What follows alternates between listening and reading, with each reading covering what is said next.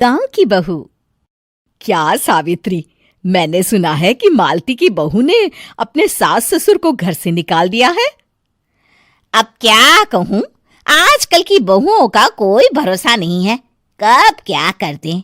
मालती की बहू को देखकर कौन कह सकता था कि वो ऐसी निकलेगी। तू सही कहती है। आजकल की बहुओं को देख मुझे तो बड़ा डर लगता है। कहीं मेरी बहू भी ऐसी निकल गई तो। नहीं, मैं तो गांव की सीधी सादी लड़की से अपने बेटे की शादी करवाऊंगी। इस तरह एक दिन गायत्री अपने बेटे की शादी गांव में रहने वाली मीना नाम की लड़की से करवा देती है। ये लीजिए माँ जी, आपके लिए गर्मा गर्म नाश्ता और चाय। अरे वाह बहू, सच कह रही हूँ, जब से तू इस घर में आई है मुझे तो बड़ा आराम है। तेरे जैसी बहू तो किस्मत वालों को मिलती है। का माँ जी, अब इतनी भी तारीफ मत करिए ना। धीरे धीरे मीना गायत्री की चहेती बन जाती है और मीना भी गायत्री को कभी शिकायत का मौका नहीं देती थी। फिर एक दिन, ये ले बहू, आज मैं बाजार से तेरे लिए साड़ी लाई हूं। साड़ी देखते ही मीना का मुंह लटक जाता है। का माँ जी, ये भी कोई साड़ी है? ना, मुझे तो बिल्कुल पसंद नहीं आई। अरे लाना ही था तो कोई अच्छी महंगी वाली साड़ी ले आती मेरे लिए। आप तो ये सस्ती साड़ी उठा लाई। मुझे नहीं ना चाहिए आपकी ये साड़ी, आप ही पहनिए इसे। अरे ये क्या बहू, तू तो आजकल कुछ ज्यादा ही नखरे दिखा रही है।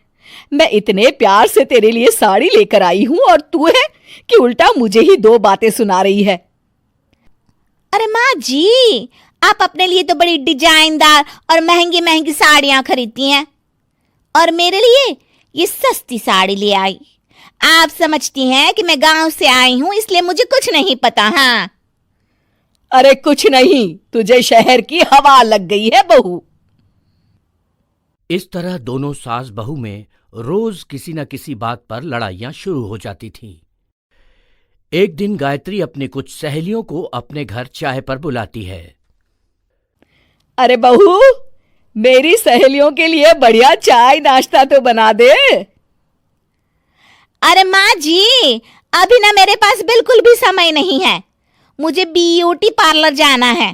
चाय नाश्ता आप ही बना लीजिए। हाँ, तू कब से ब्यूटी पार्लर जाने लगी है? शहर आए 2 दिन नहीं हुए और देखो महारानी के नखरे शुरू हो गए। बस भी करिए माँ जी, आपसे बहस करने के लिए मेरे पास ना बिल्कुल टाइम नहीं है। आपका क्या है, आप समझती हैं कि मैं गांव से आई हूं तो मुझे कुछ नहीं आता और आप जो रोज रोज मुझसे मेहमान नवाजी करवाती रहती हैं नौकरानी की तरह। मीना के कमरे में जाते ही, अरे ये क्या गायत्री, तू तो अपनी बहू की बड़ी तारीफ कर रही थी, लेकिन ये तो तुझे कुछ समझती ही नहीं। भाई मुझे तो लग रहा था कि तेरी बहू गांव की है तो सीधी सादी होगी, लेकिन इसने तो शहरी बहुओं को भी मात कर दिया। हाँ। अपनी सहेलियों के सामने अपनी बेइज्जती होते देख गायत्री आग बबूला हो जाती है। अरे क्या शहर और क्या गांव, मेरी तो किस्मत ही फूटी थी जो मैं इसे बहू बना के ले आई। भगवान जाने आगे और क्या क्या करेगी। अब तो मुझे कुछ ठीक नहीं लगता। तू जरा संभल के रहना, कहीं मालती की तरह तेरा भी हाल बेहाल ना हो जाए। अच्छा, अब हम चलते हैं। अपनी सहेली की बातें सुनकर गायत्री थोड़ी घबरा जाती है। अरे ये सुशीला क्या बोलकर चली गई, कहीं इसकी बात सच ना निकल जाए। दूसरी तरफ मीना सारी बातें सुन लेती है। अगले दिन से गायत्री अपनी बहू से कोई काम करवाने से पहले 10 बार सोचती थी। ज्यादातर काम वो खुद ही कर लेती थी। अचानक अपनी सास में आए इस बदलाव को देख मीना, लाइए ना माँ जी, मैं कर देती हूँ ना काम।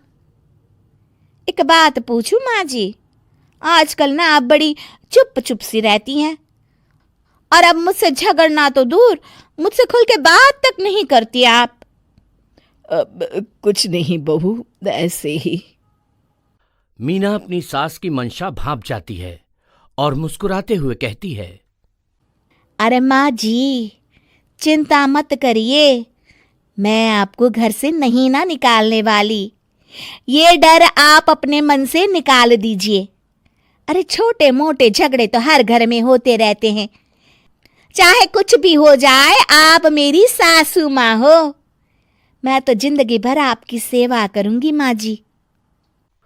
अपनी बहू की बातें सुन गायत्री को एक प्रकार का संतोष होता है और उसकी सारी चिंताएं दूर हो जाती है। गायत्री अपनी बहू को गले लगा लेती है। मुझे माफ कर दे बहू, मैं तुझे गलत समझ बैठी थी। कोई बात नहीं माँ जी, ये ना घर घर की कहानी है। हाँ।